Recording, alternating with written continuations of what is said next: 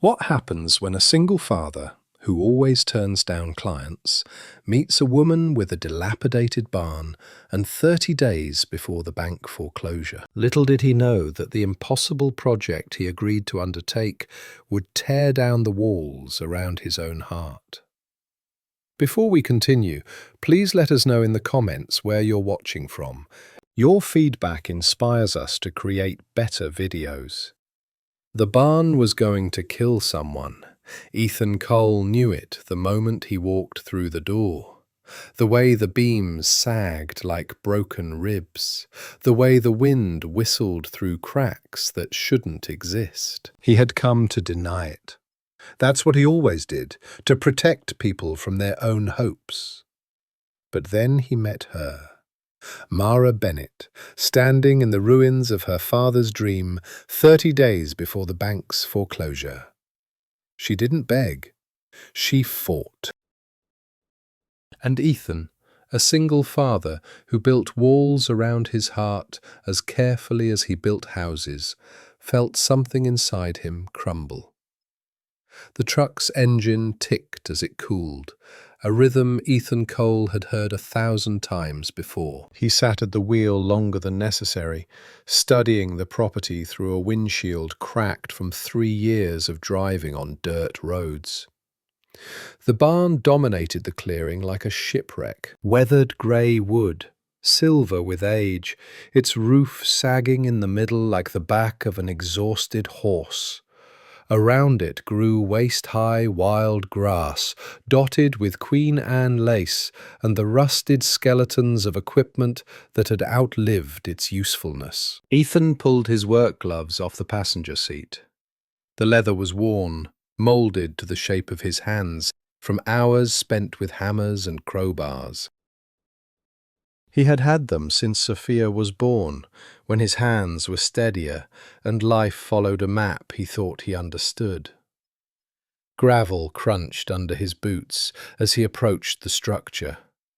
Up close it was even worse.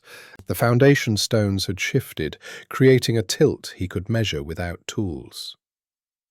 Inspection revealed water damage, black stains that betrayed rot deep in the bones of the building. One of the main supporting pillars had cracked vertically, holding up only by the stubborn grace of nature. "Mr. Cole," he turned. The woman coming out of the house was not what he had expected. About 38, maybe 40, with dark hair pulled back in a practical ponytail and dirt under her fingernails despite the early hour.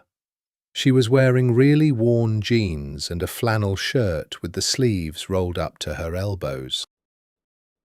She wore no jewelry except for a watch with a scratched dial. Her handshake, when she extended it to him, was firm enough to convey confidence without trying to prove anything. "Mara Bennett," she said. "Thanks for coming. I know it's a long way." 2 hours, Ethan said, nodding toward the barn. "When did it get so bad?" "Honestly, I don't know." Mara's jaw clenches. "My father died 8 months ago.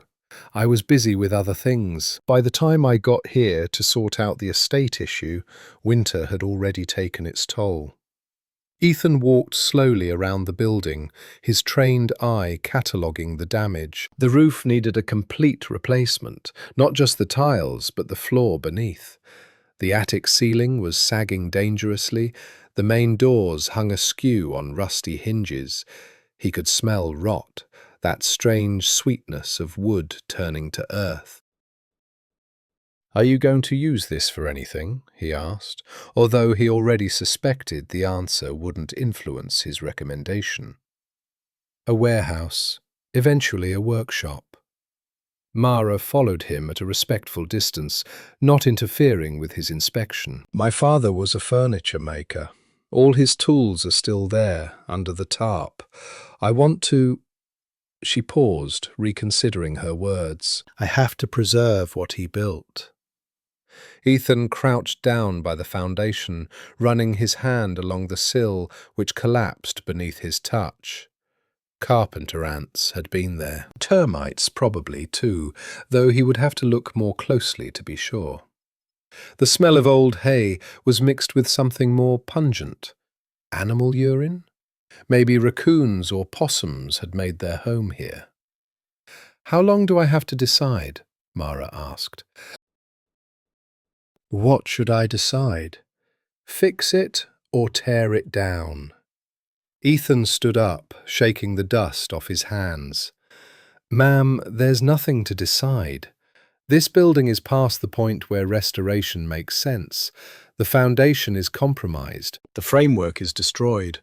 And I'd bet money there's structural damage I can't even see yet. You're looking at a minimum of $60,000 to $70,000 to make it safe. And that's assuming we don't find any surprises when we open the walls."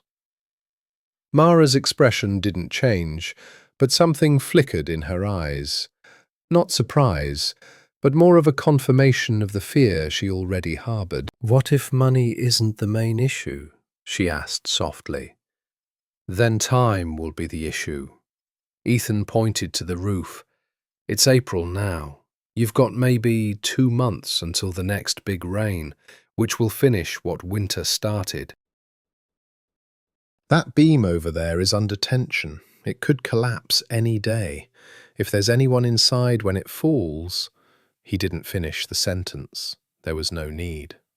30 days, Mara said. "Excuse me?" "I have 30 days until the bank forecloses on me." She met his gaze directly, and Ethan saw no shame in it, only a weary determination.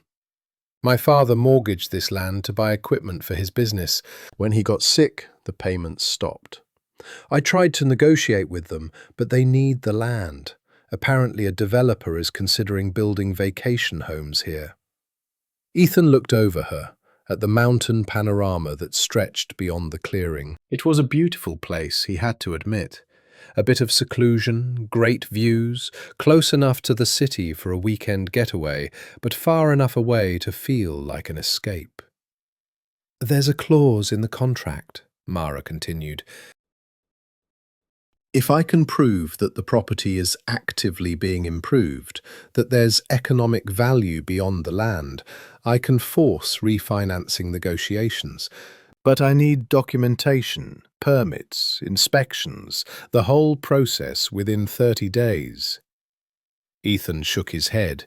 "Even if we could have met the deadline, which I doubt, the inspection would have failed. It would have condemned the building. What if we did everything right?" Mara, Ethan corrected himself. "Mara, the fact that you did things right is exactly why it can't be done in 30 days. You're talking about a foundation, a new structure, replacing the roof, bringing everything up to standard. It's a 4-month job with a full crew. I'm working alone." "Then teach me." The words floated in the morning air between them. A crow sang somewhere in the trees, and Ethan heard the distant sound of running water, a stream or a trickle. It was hard to tell. "Do you have experience in construction?" he asked, although he suspected the answer. "I'm a project manager at a tech company in Denver. I know programming, logistics, problem-solving." He lifted Mara's chin slightly. "I can follow directions. I'm not afraid of hard work. And I'm not asking you to lie on inspections or cut corners. Please help me try." Ethan had heard variations of this conversation before. People who watched home improvement shows and believed their hard work could overcome structural realities. People who confused determination with competence. He had learned to recognize the difference between someone who wanted to save a building and someone who knew how. But there was something about the way Mara stood, her feet firmly on the ground, her shoulders square despite her obvious exhaustion, that reminded him of someone. It took him a moment to realize it, and when he did, the realization was uncomfortable. It reminded him of himself 3 years ago, standing in the middle of a different kind of rubble. "Let me show you something," Mara said. She headed toward the main entrance of the barn, and a moment later, Ethan followed her. Inside, the damage was worse. Daylight poured through holes in the roof, creating pillars of dusty light that only accentuated the darkness elsewhere. The attic ceiling had partially collapsed, scattering broken planks to the level below. But Mara moved confidently through the space, stepping over the rubble until she came to a tarpaulin-covered form pressed against the far wall. He pulled back the canvas, revealing a workbench, massive, handcrafted, the kind of furniture that takes months to make. The workmanship was impeccable, every dovetail joint perfect. The wood had aged to a rich honey colour, a perfect combination of decades of use. Tools hung on a perforated board above, organised with the precision of someone who knew exactly where everything was. "My father built this when he was 23, Mara said quietly. Before he had a real workshop, before he made a name for himself. He once told me that this workbench taught him everything there was to know about patience and precision, that if you build the foundation right, everything will follow. Ethan ran his hand over the surface of the workbench, smooth as glass, not a single splinter anywhere. The vise still worked.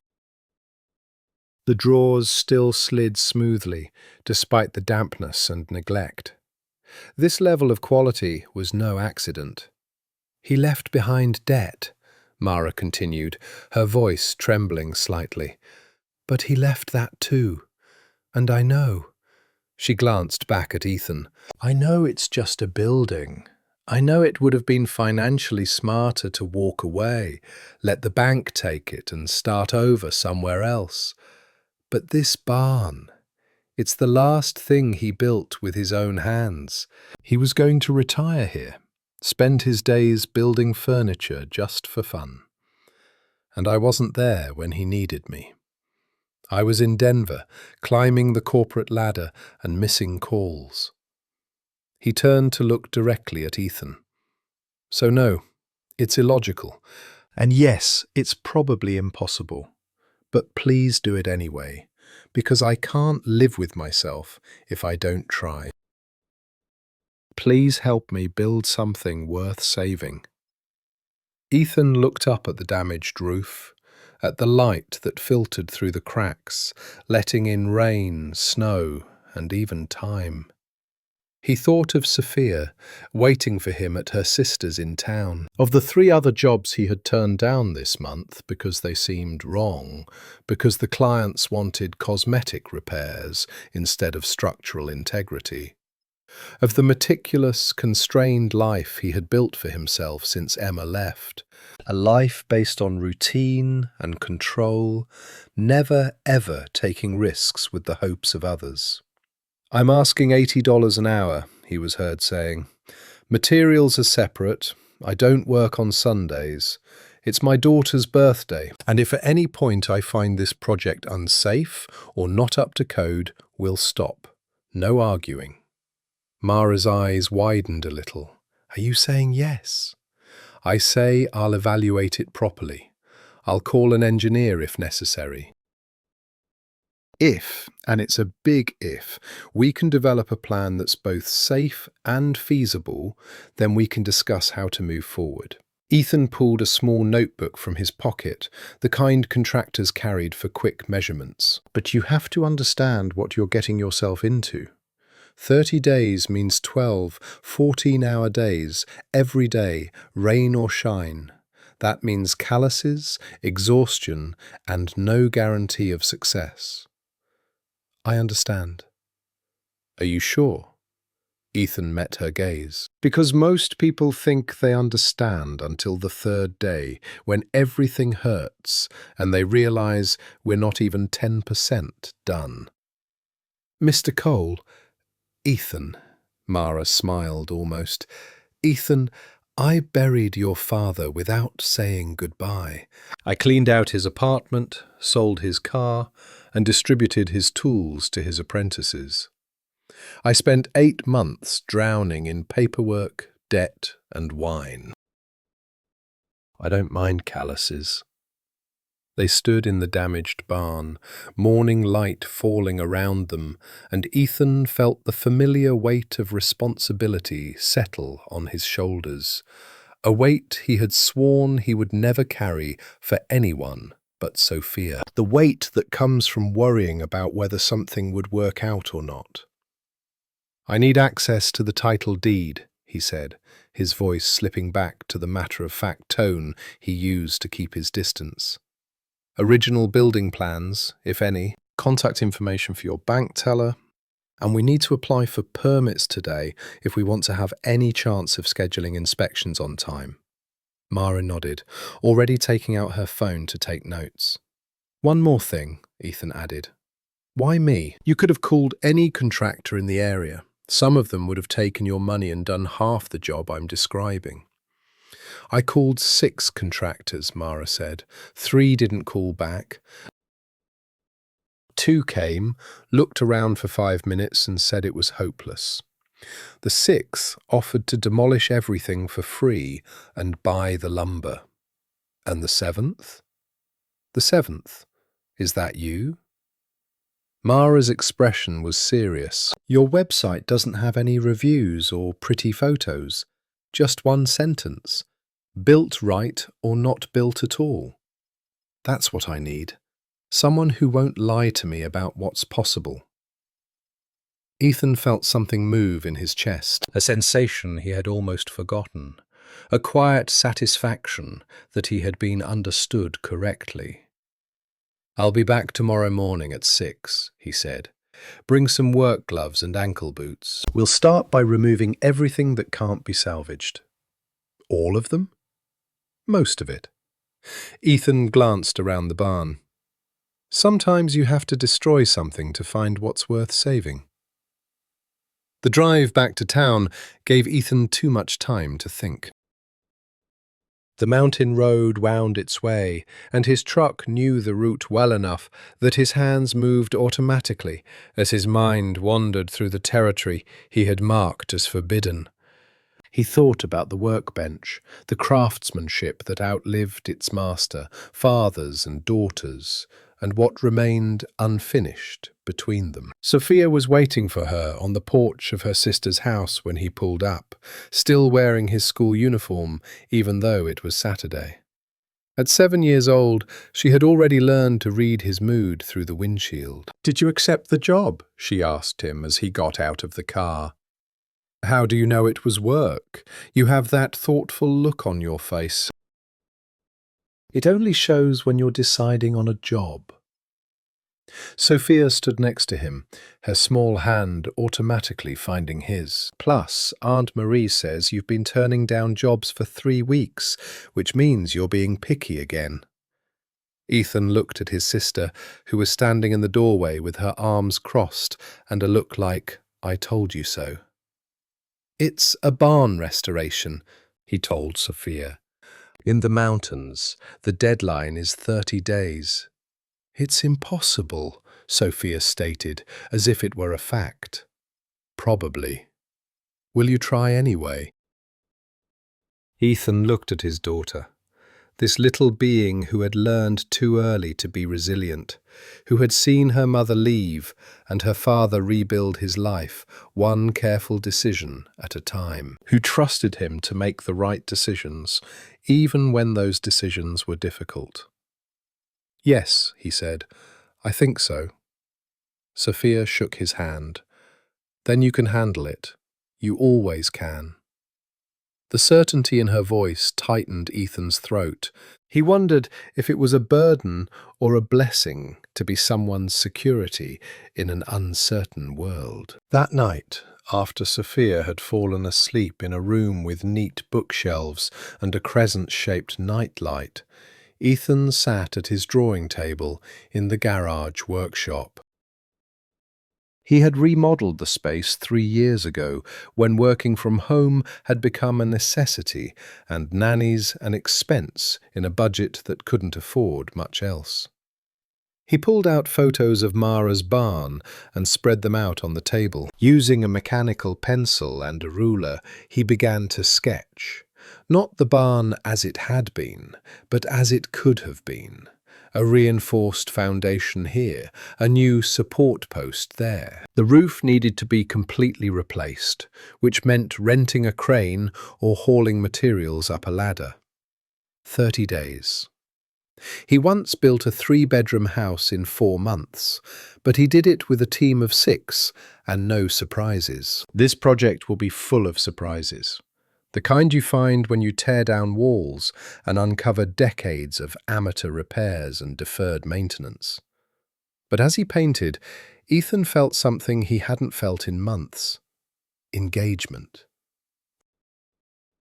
The special focus that comes from solving a puzzle that matters. Not just another standard restoration or insurance-related repair, but something that required thought, adaptation, remembering why he had learned this craft in the first place. His phone vibrated. A text message from an unknown number. "This is Mara. I found the original construction plans. I also contacted the county office. Permits can be filed on Monday. Thanks for saying yes." Ethan stared at the message for a long moment. Through the garage window, he could see the light from the kitchen. Sophia's backpack hung on a special hook, a meticulously organized life built around preventing chaos. He replied to the typing, "6 in the morning, don't be late." Her response came immediately, "I won't be late." Ethan put down the phone and went back to his sketches. Outside, the April night was cool and clear, filled with that stillness that made it easy to think. He worked until midnight, filling pages with calculations, load-bearing estimates, and contingency plans. Only later, lying in bed with exhaustion tugging at the edges of his consciousness, did he allow himself to acknowledge the truth he had been avoiding since Mara had pulled the tarp. He hadn't taken this job because the barn was worth saving. He had taken it because he recognized the look in Mara Bennett's eyes. The look of a man trying to build something good from the rubble of something destroyed. The look of a man struggling alone with too much at stake and too little time. The look he saw in his own mirror every morning. Getting started Sunday belonged to Sophia, always. They had breakfast at the restaurant on the main street, the one with the red vinyl booths, and the waitress who had known Sophia since she was 4 and always brought her chocolate milk without asking. Then there was the farmer's market, where Sophia picked vegetables with the seriousness of someone twice her age, comparing prices and checking for damage. "We need carrots," she announced, holding up 2 bundles for comparison. "This one is cheaper but smaller. This one is bigger but more expensive. Which one is better?" "Weigh them," Ethan suggested. Sophia borrowed a scale from the saleswoman, measured it carefully, and did the calculations in her mind. "Honey, more carrots for $1. The saleswoman, Ms. Chen, who was selling organic produce from her family's farm, smiled approvingly. Smart girl. "She looks like her mother," Ethan said automatically, then regretted it. But Sophia simply shrugged, unperturbed. "My mother was good at math. My father was good at construction. I'm good at both." They spent the afternoon in the park, where Sophia had recently discovered a climbing wall and approached it with the same methodical determination she applied to everything else. Ethan belayed her from below, close enough to grab her, but far enough away so she could find her way back up. "How high are you going?" he shouted upwards. "To the top." Sophia found support in her shoe, her little toes clinging to the textured ridges. "That's the point of climbing, Dad. You don't stop halfway." Ethan watched her rise, steady and focused, and thought about barns and deadlines, and the difference between impossible and just plain difficult. That evening, after dinner, homework, and a bedtime ritual they had perfected through rehearsal, Sophia asked the question Ethan had been waiting for. "Is this job different from others?" He sat on the edge of her bed, as he had every night since Emma left. "What makes you think she's different?" "You're nervous. You're not nervous about your regular job." "I'm not nervous." Sophia looked at him with that look, the one that said she was 7 years old, but she wasn't stupid. "You've rearranged your tools twice today. You only do that when you're worried about something." Ethan sighed. Deadlines are tight, and the client expects the project to work. "Do you like her?" "Who?" "Client, the lady with the barn." "I don't know her well enough to like her or not." Sophia thought about it. "But you still want to help her?" "My job is to help people build things." "No," Sophia corrected slowly. "Your job is to build things. You help people because that's what you want." Ethan looked at his daughter, this wise little person who understood him better than he understood himself sometimes, and decided that honesty was worth more than avoidance. "Her father died," he said quietly. "She's trying to save what he built. I think I understand why it's important to her." Sophia nodded slowly. "Because the things people build last longer than the people themselves." "Yeah, something like that. What do you mean you built this house? So it would stay for me?" Ethan's throat tightened again. "Exactly." Sophia was silent for a minute. "Then I think you should help her, even if it's difficult. Maybe especially if it's difficult." "Why in particular?" "Because the hard things are the ones worth doing. You told me that when I wanted to give up on the piano." Ethan had to laugh, caught up in his own logic. "That's what he said, right?" "I did it." Sophia yawned, already half asleep. "So you better finish the job, Dad. Don't stop halfway." He kissed her forehead, turned off the light, and stood in the doorway for a long moment, watching her breathe in the darkness. This tiny being who carried within her half of him and half of the one who had disappeared, and who, somehow, gave meaning to both halves, in a way he was still learning. Tomorrow the work would begin.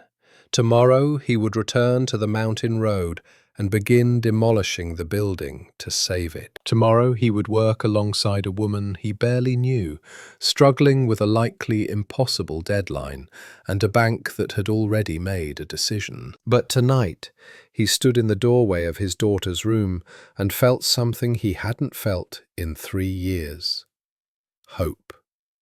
Not certainty, not conviction, just hope. That should be enough. The first blows Monday came, a cold, clear day. Ethan loaded up the truck while the sun was still deciding whether to rise. A circular saw, a generator, a toolkit, sawhorses, enough lumber for temporary bracing. By the time he was done, the truck was sitting lower on the suspension, and he made a mental note to account for the weight on the mountain roads. Sophia left the house in her pajamas, her hair dishevelled from sleep. "It's too early to be up," Ethan said. "I wanted to take you home." He handed her a travel coffee mug. When had he learned to make coffee? And a paper bag. A sandwich for lunch, peanut butter and honey, because otherwise you'll forget to eat. Ethan took them both, feeling the familiar pain of mingled pride and sadness. "When did you manage to grow so much?" "Someone had to." But she smiled as she said it, quickly wrapping her arms around his waist.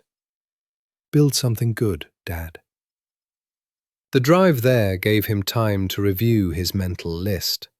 Permits were the top priority. Marie had agreed to drive him to the county office while she worked. The structural assessment would take most of the day. Demolition could begin the next day if the foundations were solid enough. 30 days minus 1. 29 to go. Mara's truck was already parked in the driveway when he arrived, along with something Ethan hadn't expected: a small trailer hitched to a hitch. She emerged from the barn as he parked, wearing work clothes that looked new but practical. "Good morning," Ethan nodded toward the trailer. "Do you live here?" It seemed more efficient than driving 3 hours round trip every day. Mara handed him a cup of coffee from the thermos. "Black, right?" "I guessed right." "You guessed right," Ethan agrees, surprised by the gesture. "It wasn't necessary." "I know, but we plan on spending a lot of time together. I thought we'd start with caffeine." They stood in the cool of the morning, steam rising from their cups, studying the barn like generals planning a siege. "So," Mara said finally, "where do we start?" Ethan put down his coffee and put on his work gloves, the familiar leather moulding to his hands like a memory. "Let's start," he said, "by figuring out what else is worth saving." He went to the barn, and Mara stood beside him, and the work began. Inside, with morning light filtering through the damaged roof, Ethan moved methodically through the space with a flashlight and a tape measure. He tapped lightly on the support posts, listening for the gap. He pinched the sheathing, looking for soft spots. He climbed the ladder to inspect the structure of the bridge, checking each plank before yielding to its weight. Mara followed her in silence, taking photos with her phone as he pointed out the specific damage and asking him questions that showed she was really listening. "This log here," Ethan pointed to a massive log that ran the length of the barn. "Hand-hewn, probably pre-1900. See the axe marks?" Mara approached. "Can we save her?" "It should." Ethan ran his hand over the jagged wood. "They don't make it like that anymore. It supports most of the weight of the roof. We'll reinforce it, add new supports on the sides, but we're not replacing it." "Because it's historical?" "Because it's better than anything I could buy." Ethan headed to the next counter. "Your father knew what he was doing when he chose this building. The foundation is damaged, the roof is a mess, but the main structure, it's solid. Built by someone who knew how to work with wood." "My grandfather," Mara said. "He built this in 1957. He worked for 2 years on weekends and evenings. My father told me how he helped him. He was only 10 years old, but he was carrying boards and hammering nails." Ethan absorbed this information in silence. 3 generations, this barn. 3 generations of men who worked with their hands, understanding that quality takes time. No pressure, he thought wryly. By noon, he had a complete assessment. The foundation needed 12 new columns. The roof needed to be completely replaced. Decking, rafters, shingles, roof trusses. 4 support columns needed to be replaced or reinforced.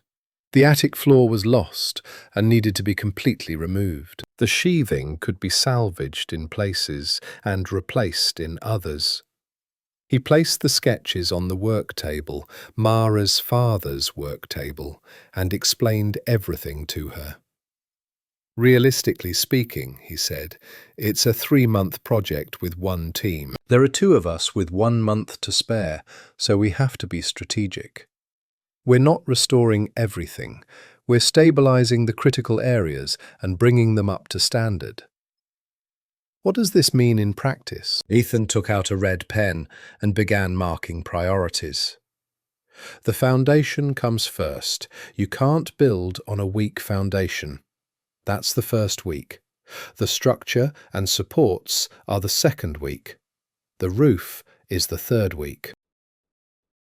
The last week is the finishing touches, the siding, the doors, everything needed to pass inspection. What happens if we run into problems? We're going to face challenges, Ethan said, looking her in the eye.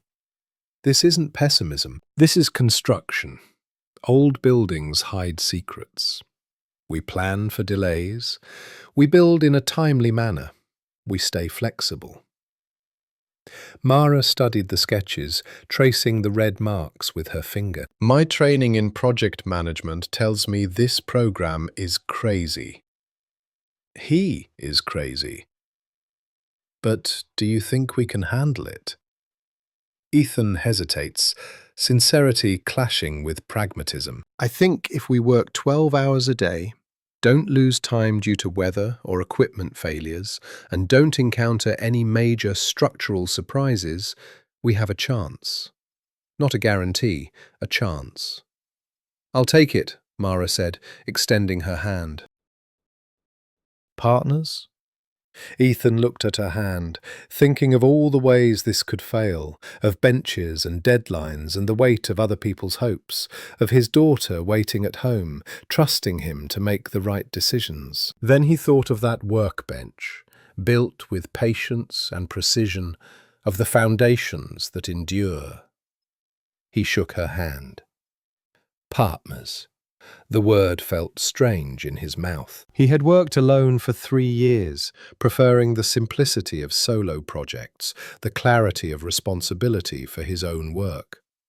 But when Mara's handshake matched his, firm, devoted, fearless, Ethan felt something shift. Not exactly trust, not exactly friendship, but opportunity. And for now, amidst the rubble of this 29-day-old barn, there were plenty of opportunities. The first blow of the sledgehammer echoed across the mountain like a declaration of war. Ethan slammed it into a rotted section of the attic floor, and the wood gave way with a crack that sent dust spiraling through the morning light. Mara sat down, poised with her wheelbarrow, her leather gloves already blackened with sweat despite the low temperature. "That's the easy part," Ethan shouted. "Gravity does half the demolition work." "And the difficult part?" "To make sure we don't collapse what we want to save." He studied the beam above, calculating angles and stress points. "Give me the crowbar." They quickly settled into a rhythm. Ethan worked upstairs. Mara cleared away the rubble downstairs. He expected her to slow him down, requiring constant instruction or encouragement. Instead, she observed what he was doing one day, then anticipated what he needed next. A crowbar turned into a hammer, turned into a saw, without having to be asked twice. By mid-morning, the attic ceiling had disappeared, revealing the complete skeleton of the shed. Ethan climbed down, his shirt stuck to his back from the effort, and sat down next to Mara to assess their progress. "It looks even worse," she remarked. "It's worse. We just removed everything that was hiding the real problems." Ethan pointed to the joint between 2 beams. "See that gap? That's subsidence. And those cracks in the post are water damage. They're probably 20 years old. Your dad knew these problems existed." "He mentioned wanting to restore it," Mara said, a note of regret creeping into her voice. "Every time I came. Always next summer or after this order." Then he ran out of cousins. Ethan understood the weight of delayed resolutions. He once kept a list of things he planned to resolve in his marriage, conversations he planned to have. Time had a habit of making decisions for you if you waited too long. "We're not delaying anything now," he said. "The foundation supports are arriving tomorrow. We're finishing the demolition today and preparing the site." They worked until lunchtime. Mara ate her sandwiches standing up, efficiency more important than comfort. Ethan watched her keep up with him without complaint, carrying the rubble to the burn pile, organizing usable timber by size and condition. When a splinter pierced his palm deep enough to draw blood, he pulled it out with pliers, wrapped the wound in duct tape, and kept working. "You should process this properly," Ethan said. "I'll work on this later." Mara lifted another plank onto the pile of usable materials. "We're losing daylight. We'll lose more if you get infected." She paused, meeting his gaze with something between irritation and amusement. "Do you always argue with people who agree with you?" "Only when they are stubborn about safety." "It's clear." But he went to the trailer and returned with the wound cleaned and properly bandaged. "Better?" "Better." The afternoon brought the kind of physical labor that erases thoughts, just muscle, repetition, and the satisfaction of visible progress. They tore away the old foundation sheathing, cleared 50 years of rubble from under the shed, and levelled the ground where the new supports would be placed. Ethan's shoulders burned with the familiar exhaustion, the pleasant look that comes after productive work. Around 4 o'clock, Mara's phone vibrated. She looked at it, frowned, and declined the call. "Problem?" Ethan asked. "A bank teller. Third time today." He pocketed his phone. "They're upset that I'm actually trying to save this place." "What will happen if you answer?" "They'll pressure me to accept their offer of redemption. They'll say I'm emotional and impractical. They'll try to make me feel stupid for resisting." Her jaw clenched in a way Ethan was beginning to recognize. Determination shrouded the pain. "I spent 8 months being reasonable with them. Now I'm done talking." Ethan understood this too. There was a point where words became obstacles, where action was the only language that mattered. He reached that point the night Emma's lawyer called her with a custody proposal, a 50-50 split, as if Sophia were a business asset that needed to be carefully divided in half.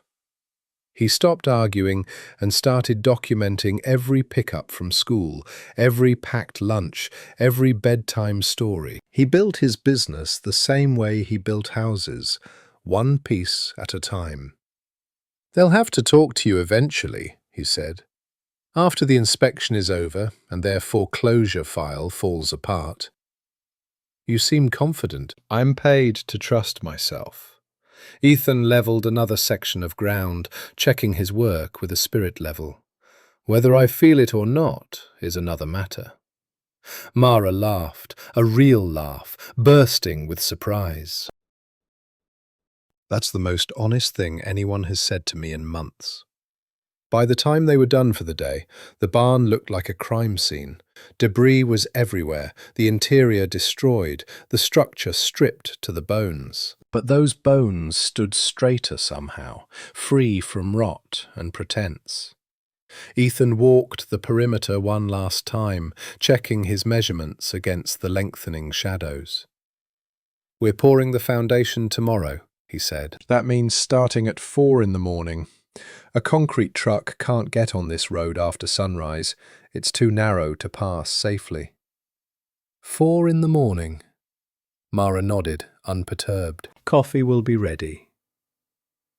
Ethan drove home with the windows open, despite the cold, letting the mountain air wash away the day's dust and sweat. His mind was already racing through plans for the next day. The formwork had to be set perfectly. The rebar tied correctly. The concrete poured and hardened before it hardened. There was no room for error in the foundation work.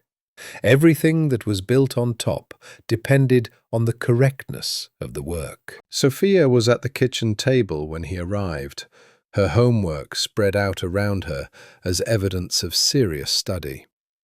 He looked up, noticed her fatigue with a single glance, and announced, "Aunt Mary left the lasagna. I've already set the table." When did you become a parent? When did you become the type to come home tired?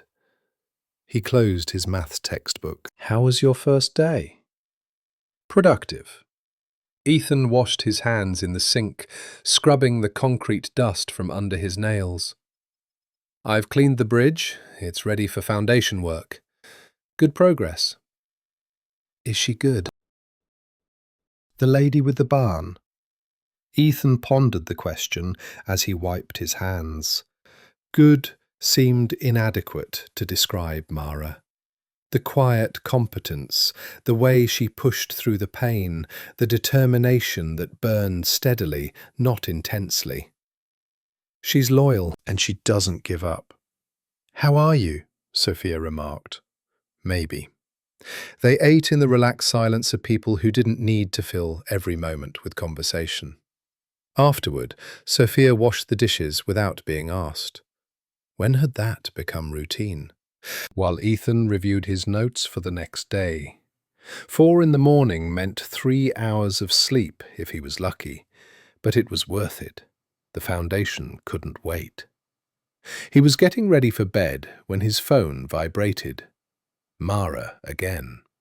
I found my dad's original construction journal. It's full of notes about every repair he made, every modification. I thought maybe you should take a look before we start working on the foundation. Ethan stared at the message.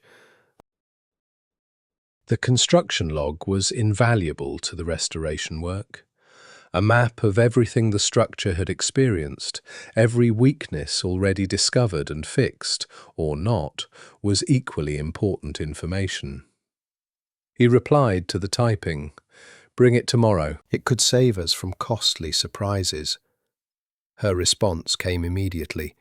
"See you at 4. Sleep well." They didn't have much of a chance, Ethan told himself, but he went to bed with his alarm set for 3:30, and when he did sleep, it was deep and dreamless, the sleep of a man whose body had been used as it was intended. The alarm rang cruelly. Ethan dressed in the dark, left a note for Sophia, and drove up the mountain, his headlights cutting tunnels through the pre-dawn fog. The construction site looked different at this hour, otherworldly. The skeleton of a barn emerged from the fog, like something remembered rather than real. The light was on in Mara's trailer.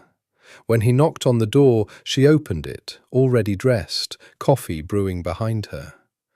"Punctual," she said. "The foundation waits for no one." Ethan accepted the mug she offered him.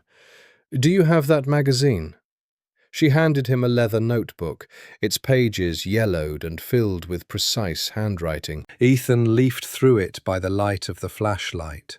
Data, measurements, observations, all written with the care of someone who understood the importance of detail. A crack in the north pillar had been noticed and noted for 3 years. A leak in the southwest corner had been attributed to a damaged waterproofing membrane and repaired. The foundation settlement had been measured annually and declared stable in the last record. "Your father was meticulous," Ethan said. "A furniture maker's habit. Measure everything twice, trust nothing you remember." Mara poured herself some coffee. "Does that help?" "Extremely. It tells me where the weak points are, what's been reinforced, what's original, what's been renovated. It's like talking to the person who knew the building best." He carefully closed the journal. "We should transfer these measurements into our own documentation. Make sure we're not duplicating work or omitting something he's already identified." They spent the next hour transcribing the information by lantern light, Ethan sketching while Mara read the notes aloud. It felt strangely intimate, this sharing of her father's meticulous observations, a glimpse from a man who loved this structure enough to document its every flaw and virtue. The concrete mixer arrived at 5 o'clock, its headlights signalling the arduous climb up the narrow road. Ethan and Mara set up the formwork, tied the rebar, measured and triple-checked everything. The driver, a man named Carlos, whom Ethan had worked with before, carefully parked his truck with practiced precision. "I work at the foundation at dawn," Carlos remarked. "You're either very dedicated or very crazy." "Both," Ethan said. "We have a deadline." They poured 6 columns before sunrise, working with concentrated intensity. Ethan directed the flow of the concrete, while Mara vibrated to remove air bubbles. Both were covered in grey splatter within minutes. The job required full attention. Concrete was unforgiving. It offered no second chances. You either got it right the first time, or you lived with failure forever. By the time the truck left, morning was clear and cold over the mountain. 6 perfect pillars stood frozen, and Ethan felt his first surge of confidence. The foundation was destiny in the making. If you do it right, anything becomes possible. "We're ahead of schedule," Mara said, studying their work.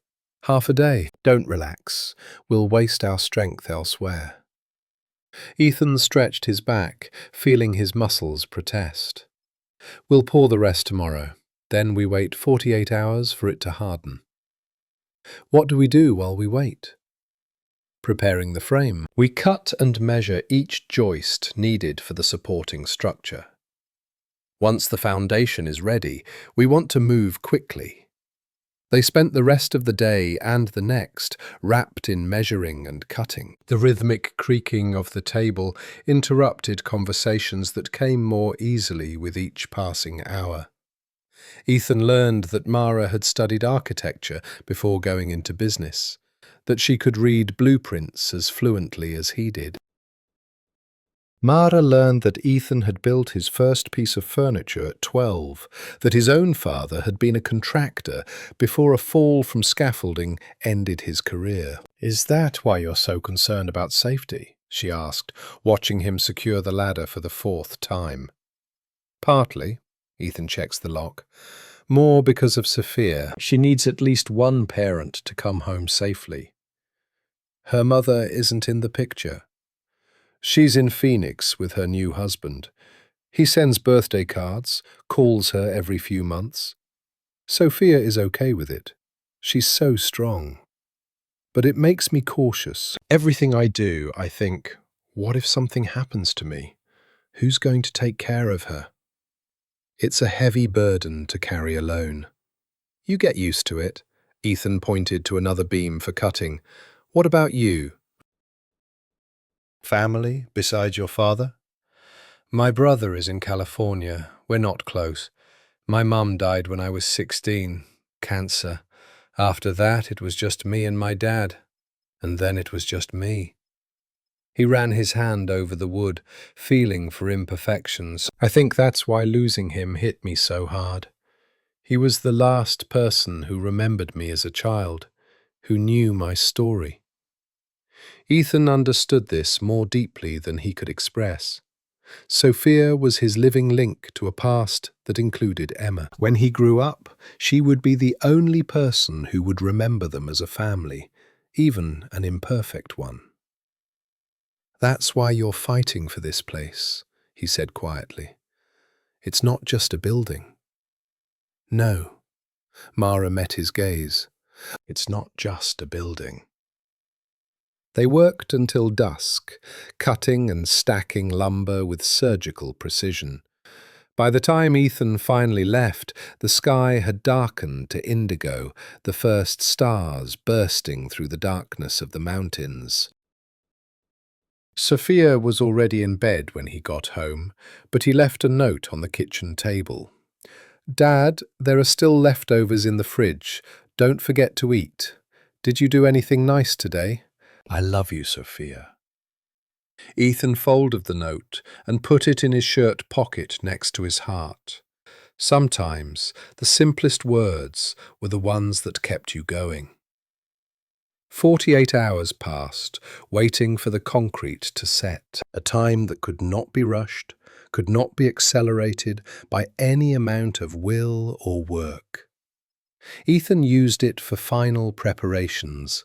Every beam measured twice, every joint planed, every tool sharpened and ready. On the third morning, when they removed the formwork, the foundation stood firm. Ethan checked each support with a level and a tape measure, looking for the slightest deviation. Nothing. Perfect work. Now the real construction begins, he told Mara. Are you ready? She looked at the piles of lumber they had prepared, at the barn awaiting rebirth, at the mountains that rose around them, indifferent to time and human ambition. Done, she said, and they started building. The first beam rose at dawn. Ethan at the top of the ladder, Mara below, guiding the heavy log up a pulley system she had built the day before. The timber weighed over 100 pounds, and every inch of the climb required a coordination that came only through trust. "Left!" Ethan shouted. "Just a little longer! Stop!" The beam slid into place with a satisfying thud. He secured it with temporary clamps, then began working on the bolts that would hold it in place permanently. His hands moved with a precision born of thousands of repetitions, inserting a washer, screwing on a nut, tightening to the correct torque. Not too loose, not too tight, just right. Mara climbed the ladder toward him, carrying the next set of fasteners. "How do you know when it's tight enough?" she asked, watching him work. "Experience, mostly." Ethan checks the connection. "But there's a feel. The resistance changes when you get to the right spot. Too loose, the screw will turn. Too tight, the thread will warp. You learn to feel that sweet spot."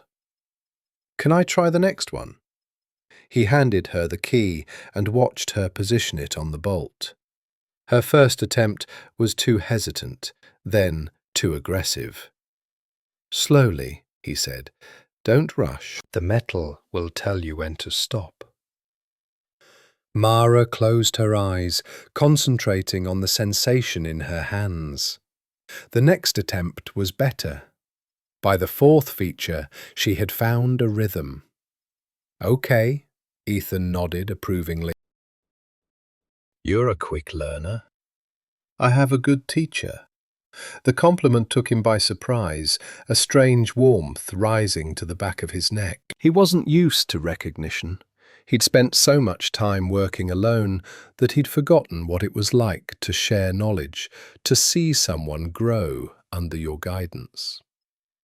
By noon, they had installed 4 main support beams. The structure was beginning to take shape, the skeleton transforming into something that resembled a building again.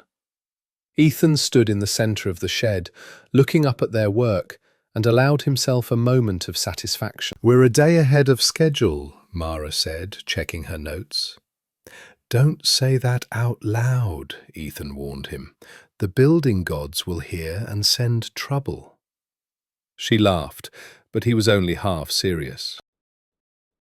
In his experience, the moments when everything was going too well were harbingers of disaster. The nature of construction is 2 steps forward, 1 back. Sometimes 1 step forward, 3 back. You never relaxed, never assumed your luck would last. The problem arose the next morning. Ethan was examining the northeast corner where one of the original support pillars met the foundation when he saw it.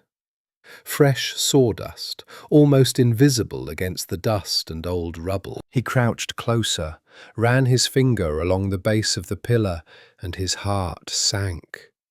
"Mara!" he shouted. "I need a flashlight and a screwdriver." He brought them both in, reading something in his tone that made her move faster than usual. Ethan slid the screwdriver into the wood near the base of the counter.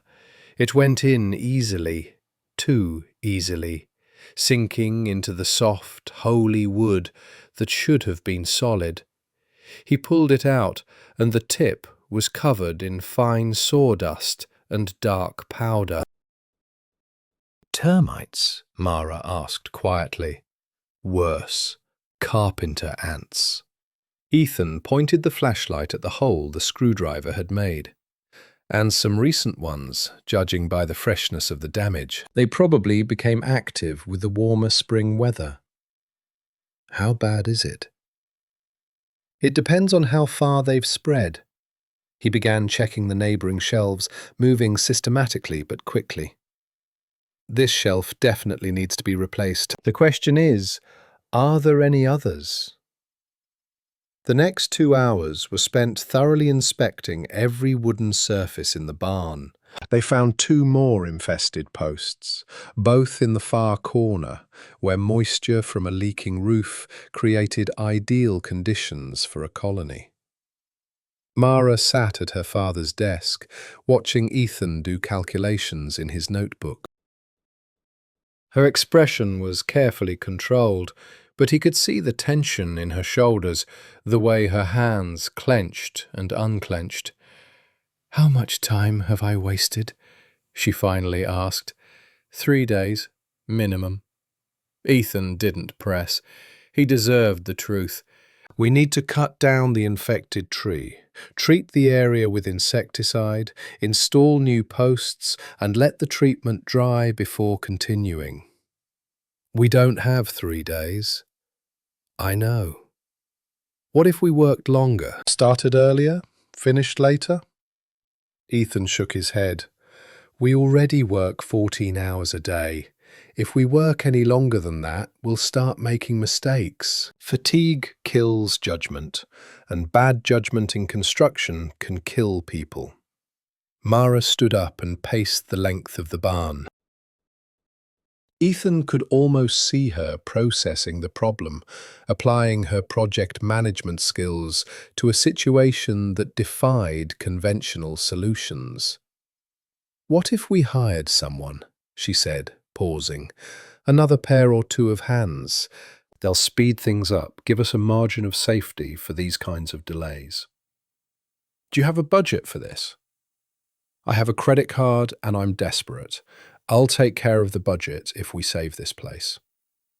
Ethan pondered this. Additional help would speed up certain tasks, indeed, but it would also add complexity, the need to coordinate, supervise, and correct the inevitable mistakes of inexperienced workers. "These have to be the right people," he said carefully. "Not just some unqualified people. People who understand what we're trying to do here, who don't want to compromise." "Do you have someone in mind?" Ethan thought of Marcus, the young carpenter he sometimes hired for big jobs. Reliable, meticulous, and eager to learn. And of Jason, the experienced retired roofer who missed work and often offered to help. "Maybe. Let me make a few calls." By the end of the day, he had 2 confirmations. Marcus could start immediately, Jason in 2 days. Plus Tommy, Marcus's 18-year-old nephew, who was learning the trade and working half-time in exchange for experience. "This is going to change the dynamic," Ethan warned Maru that evening as they cleaned their gear. "It's not going to be just the 2 of us anymore. It's going to be more of a team." "Is it good or bad?" "It depends." He wiped the saw blade with an oiled cloth. "Teams can accomplish things that would be impossible on their own, but they also require management, communication. People bring their own things to the job site. Personalities, problems, expectations." "You haven't worked with the team in a while, have you?" 3 years, since..." He paused, surprised at how close he had come to sharing something personal, since it became easier to work alone. Mara didn't press him, didn't ask questions he hadn't asked. Instead, she simply nodded. "If it gets too much, let me know. We'll find a way to deal with it." Her understanding, the lack of judgment in her voice, all of it changed something in Ethan's chest. A small piece of armor he had worn for so long he had forgotten he was wearing it. Marcus arrived at dawn on Thursday, driving a beat-up pickup truck with a toolbox in the back. 26 years old, full of vigor and energy, with a work ethic that reminded Ethan of his younger self. "Chief," Marcus nodded in greeting, then turned to Mara. "Madam." "Mara," she corrected. "We don't rely on formalities here." "Mara," Marcus repeated, smiling. "I hear you have an ambitious project." "That's one way of saying it," Ethan muttered. "Another one is crazy." He showed Marcus the place, explained the infection situation and what needed to be done. Marcus listened carefully, asked the right questions, and nodded in the right places. "We can handle it," he said, rolling up his sleeves. "Where do we start?" The presence of a third pair of hands changed everything. Tasks that used to take hours now took minutes. Heavy beams that required complex pulley systems could now be moved by muscle power. The pace of work accelerated and became more efficient. Mara surprised Ethan by taking on the role of coordinator without him asking. She kept track of materials, made sure the right tools were in the right places, and made sure no one was left behind while someone else completed a task. Her project management skills, even those she had downplayed, proved invaluable. "Marcus, you're going to need new saw blades after this cut," she said, checking her list. "I'll get them now, so you can change them right away." "Ethan, the treatment will dry by 2 o'clock in the afternoon. That gives us a window to install this mount before we lose the good light." She was thinking 3 steps ahead, anticipating setbacks before they became problems. Ethan found himself relying on her judgment, trusting her decisions in a way that surprised him. Jason arrived Saturday morning, a grey-haired man in his 60s, his hands still strong despite arthritis. He studied the roof, shaking his head with an expression that was half amused, half horrified. "You kids don't do this the easy way, do you?" he said. "The easiest one is a bulldozer," Ethan replied. "We do it right." "Right," Jason chuckled. "I've always loved Wright. He just never loved me back." But he set to work with the energy of a man who had rediscovered his purpose. His roofing expertise was evident in every move, in the way he measured twice and cut once, in the way he could identify potential problems before they materialized. Tommy, Marcus's nephew, was a bit rough, but willing to do his best. Tall and clumsy, his hands hadn't yet acquired the precision needed for quality work. But he listened, he learned, and he never complained, even when Ethan gave him the dirtiest tasks. "You're doing a good job," Ethan said one afternoon, watching Tommy carefully sweep away the sawdust. The boy was beaming with praise. "Is it true?" "True. Good work isn't just about skills, it's about attitude. The willingness to do what needs to be done, even when it's not appealing." Tommy cleaned with renewed zeal afterward, and Ethan remembered what it was like to be young and hungry for approval. He remembered his own father, stingy with compliments, but generous with criticism. He vowed to be different with Sophia, and the same impulse now spread to Tommy. By the end of the first week, with the expanded team, they had made up for lost time and more.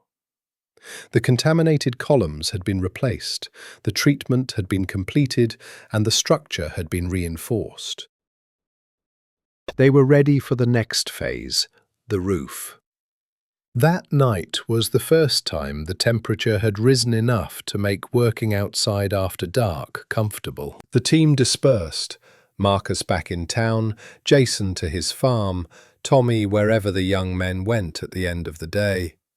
Ethan and Mara stayed behind, organising their tools for the next day. The cleaning routine became a kind of meditation, a way to transition from the intensity of work to the quiet of the evening. "Are you hungry?" Mara asked. "I have some stew in the slow cooker." "It's too much for one person." Ethan intended to decline, to return to Sophia's house, as he did every night.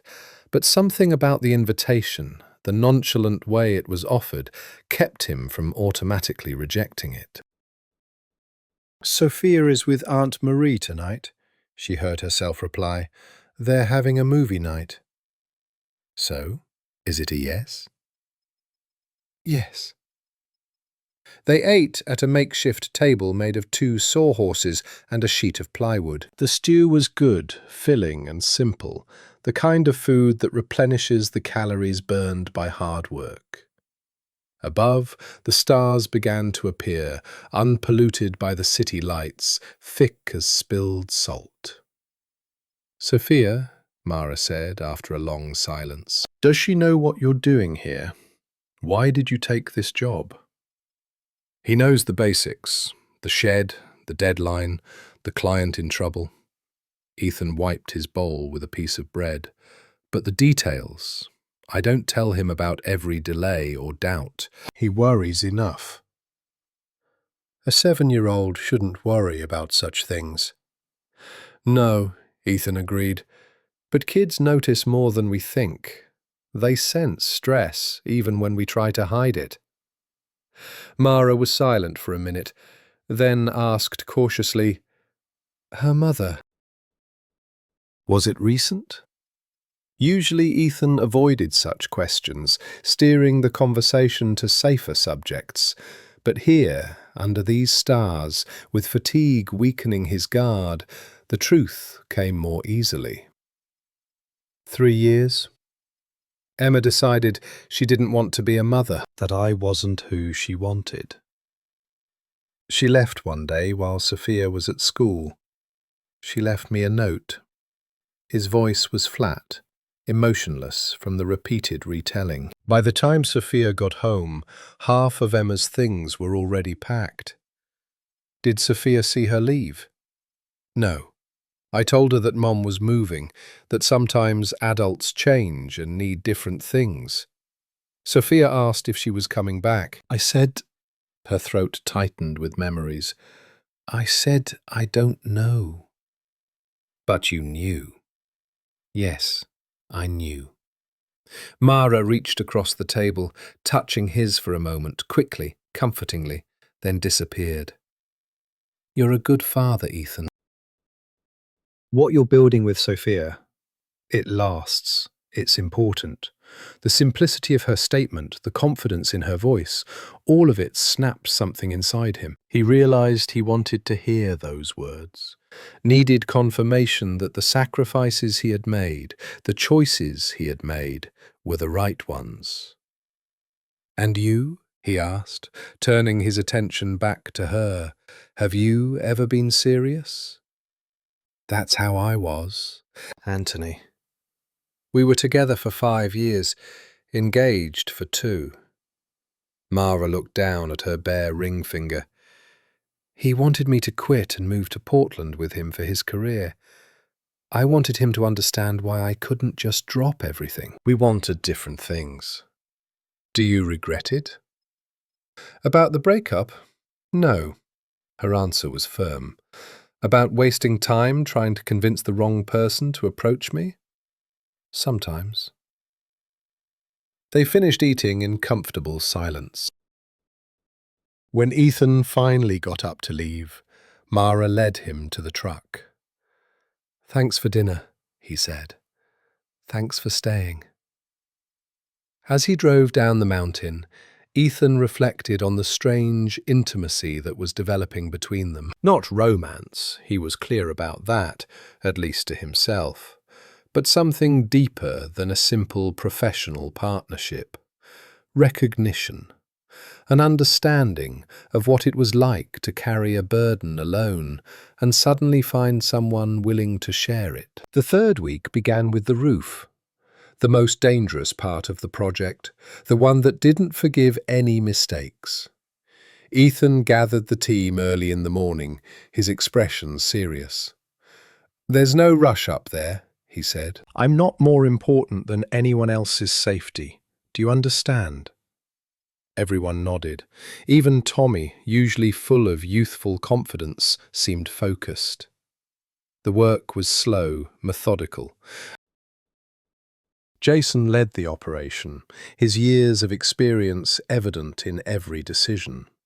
Old beams were removed one by one, new ones were installed with the precision of a surgeon. Ethan worked alongside him, their movements synchronized by an unspoken understanding. Mara stayed down, managing the materials, making sure the right boards were up at the right time. She learned to anticipate the team's needs, reading the rhythm of the work the way a conductor reads an orchestra. On the fourth day of work on the roof, they encountered another problem. One of the main beams, which had appeared solid upon inspection from the ground, turned out to be almost completely cracked when they began to remove the sheathing around it. "What time is it?" Mara asked when Ethan came down to explain the situation to her. "A day, maybe a day and a half. We have to order a custom beam. The standard sizes are not suitable." He looked at the calendar hanging in the trailer. The numbers didn't lie. They had 9 days until the deadline, and there was still too much work to do. "We won't make it, will we?" Her voice was calm but firm. Ethan wanted to tell her a comforting lie, but years of honest work had made him incapable. "It will be very close. Too close. But if the beam arrives in time, if the weather holds, if the inspector can come when we need him." Lots of ifs. Yes. Mara squared her shoulders, and Ethan saw the determination that had drawn him to this project in the first place. Then we do everything we can control perfectly, and hope for the best with the rest. The ray arrived 36 hours later. They had lost only half a day instead of a full day, a small victory that seemed enormous in the context of their shrinking schedule. The last 7 days had been a constant stream of movement. Ethan barely saw Sophia, only stolen moments in the morning and late-night hugs before she fell asleep on his shoulder. "Almost done, baby," he whispered into her hair. "Just a few more days." "I know, Dad." Her voice was sleepy but confident. "You'll make it. You always make it." Her faith in him was both wings and an anchor. It lifted him up when fatigue weighed him down, but it also reminded him of what was at stake.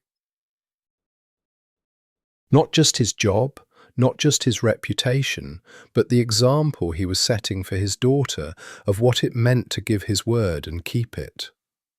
The roof was finished on the 24th day. They stood in the barn looking up at the new beams, the fresh floor, the impeccable craftsmanship that would protect the building for the next 50 years. "It's beautiful," Mara said, her voice trembling slightly. "She's strong," Ethan corrected. "Beauty is a byproduct of right action." Jason walked down the stairs, wiping the sweat from his forehead. "At my age, I shouldn't be climbing like a monkey," he complained, but his smile betrayed his pride. "But damn, it's a good roof."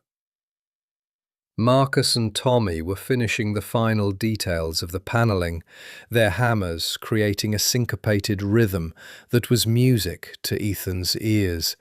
The sound of progress, of creation, of something lasting. 3 days left. The finishing touches, doors fitted correctly, windows installed and sealed, electrical wiring up to standard. A job that would normally have taken a week, condensed into 72 hours. They worked non-stop, slept in groups, and ate standing up. The team became one organism. Each person knew their role and performed it without needing instructions. On the 28th day, 24 hours before the deadline, Ethan installed the final doorknob. The metal gleamed in the setting sun, and when he turned it, the mechanism made a satisfying click. "It's done," he said. Mara, standing in the center of the barn, turned slowly, taking in everything. The clean walls, the solid floors, her father's workbench, now in a space that would protect him. Her eyes were shining, but no tears fell. "He would be proud," she whispered. "He would be proud of you," Ethan corrected, "because you fought. Because you refused to give up." The inspector arrived promptly at 10 o'clock on the 29th day. A middle-aged man named Robert Wilson, with a clipboard and an expression that suggested he had seen everything and been impressed by little. Ethan walked her through every inch of the building, explaining every decision, showing her every permit, every approved change. Mara followed in silence, her notebook ready with any documentation he might ask for. Wilson worked methodically, checking connections, measuring gaps, testing the strength of the new structures. His face remained unreadable. After 2 hours, he finally retired, taking final notes on his tablet. "Good job," he said, and Ethan felt something loosen in his chest. "Very good job, actually. Who was the main contractor?" "That's what I was," Ethan replied. "Ethan Cole." "I'll remember that name," Wilson said, extending his hand. "You passed inspection. I'll send the official paperwork to the county this afternoon." Mara made a sound that was half laugh, half sigh. She wrapped her arms around her body as if holding herself together by sheer force of will. "Thank you," she managed to whisper. "Thank you very much." After Wilson left, the team erupted into a subdued celebration. Marcus hugged Tommy. Jason shook Ethan's hand with deep respect. But Ethan looked at Mara, who stood in the barn doorway, looking out at the place they had saved. He approached her quietly. "You did it," he said. "I did it." She turned to him, a bright smile despite the fatigue etched in the lines around her eyes. "I couldn't have done it without you. Without either of you." "Your father knew what he was building," Ethan said, looking at the work table in his sheltered space. "Not just this building. He was building a legacy. Something that mattered." Mara followed his gaze, and when she spoke, her voice was gentle but filled with something that sounded like peace. "Yes. Yes, he built it." A week later, Ethan brought Sophia to see the completed project. She walked around the barn with the seriousness of an architect, touching beams, checking connections, asking questions that showed she had really listened during all those evenings when he had talked about the work. "It's strong," she finally announced. "It'll last a long time." "That's the point," Ethan agreed. Mara came out of the house carrying a tray of lemonade. She and Sophia met for the first time, and Ethan watched their careful dance of mutual measurements. "So you're the lady with the barn," Sophia said, "and you are the daughter who makes your father come home every Sunday," Mara replied with a smile. "Sunday is important," Sophia said, accepting a glass of lemonade. "It's our time." "I completely agree."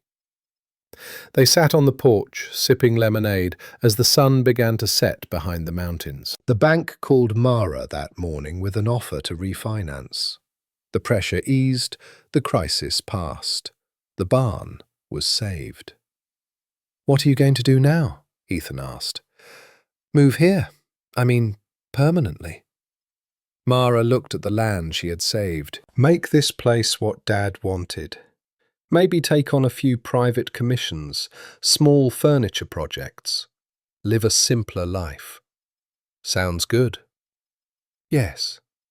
Yes, that sounds right. Sophia finished her lemonade and stood up, declaring that she wanted to explore further.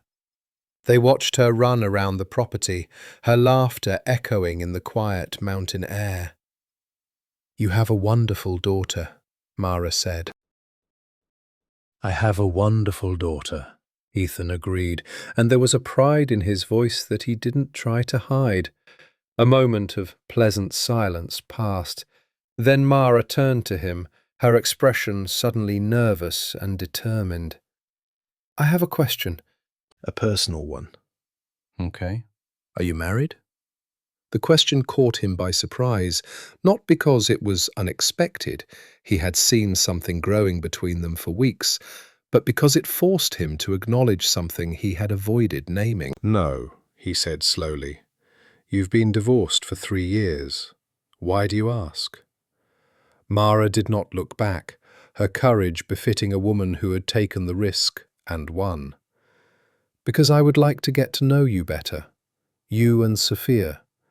Not as an entrepreneur and a client, but as—" he paused, searching for the right words. "As people who could become friends, or more. In time." Ethan looked at his daughter, laughing in the mountain meadow, then at the woman beside him, who fought for what mattered, who understood the value of things built to last. He thought about the walls he had built around his heart, and how the work on this barn was beginning to tear them down, beam by beam. "Finally," he repeated, a slow smile forming his lips. "Sounds like a good base to start from." Her smile in return was like a sunrise, warm and full of promise. They stood on the porch, long shadows stretching across the ground, and for the first time in 3 years, Ethan allowed himself to think about a future that was more than just survival. A future built on something solid, something that could last. Sophia ran back, her cheeks red from the exercises and her eyes shining. "Dad," she announced, "I've made up my mind. When I grow up, I'm going to build things like you, things that matter." Ethan hugged her, his heart so full it felt like it was about to explode. "You're already building, baby, every day." They stayed until the stars began to appear, speaking in absentia, with the comfort of people who had discovered something rare, a connection built on honesty, respect, and a shared understanding that the best things are worth fighting for. When Ethan finally put Sophia in the truck to return home, Mara led them, her hand raised in a farewell that seemed more like a greeting. "She's good," Sophia announced, as soon as they started down the mountain. "I like her." "Me too," Ethan admitted, and the simplicity of the confession surprised him. "Me too." Sophia took his hand through the console, her small fingers clasping his. "It's good that you took this job, Dad, even though it was hard." Ethan thought about everything that had happened in the past month, the struggles, the failures, the moments of doubt when success seemed impossible. He thought about the barn, standing still on the mountain, a monument to 3 generations of craftsmanship. He thought about Mara, who had found a way to honour her father's past while building her own future. And he thought about himself, a man who had closed himself off in the face of pain, slowly learning to open up again. "Yes, baby," he said. "That was good." As they drove under the starry sky, with the mountains behind them and the house in front, Ethan realized something fundamental. The most important things we build aren't buildings. They're the connections, the trust, the love we weave into our lives, beam by beam, choice by choice. And if you build with patience, precision, and integrity, what you create can weather any storm. It lasts. It matters. Reach. If you like this story, please hit the like button and subscribe to the channel. Another incredible story awaits you in the next video.